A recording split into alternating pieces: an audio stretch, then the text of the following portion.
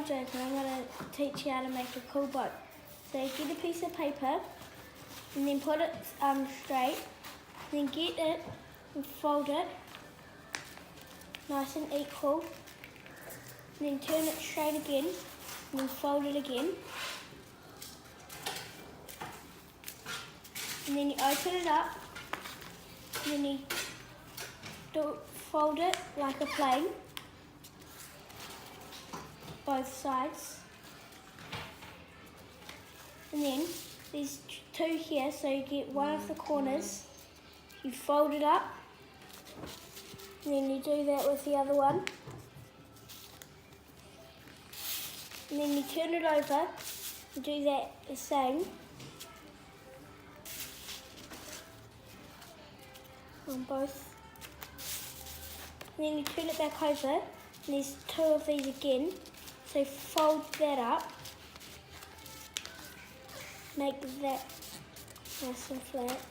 and then you do that with the other one side, and then it's like a pirate hat, and then you open it up like that, and then you fold it down, and then these two, so you fold it up to the top, turn it over, do that again,